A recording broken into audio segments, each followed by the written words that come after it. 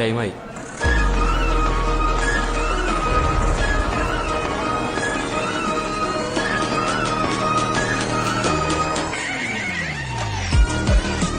എന്നാ നാട്ടിൽ പോകുന്ന ചോദിക്കുമ്പോൾ അടുത്ത മാസം നാട്ടിൽ പോകും, പിന്നെ അടുത്ത ആഴ്ച നാട്ടിൽ പോകും എന്നൊക്കെ പറഞ്ഞു പോകുന്നേ. ഇത് ഇന്ന് നമ്മൾ നാട്ടിൽ പോകുമെന്ന് പറയുമ്പോൾ അത് വല്ലാത്തൊരു എക്സൈറ്റ്മെൻ്റ് ആണ് കേട്ടോ.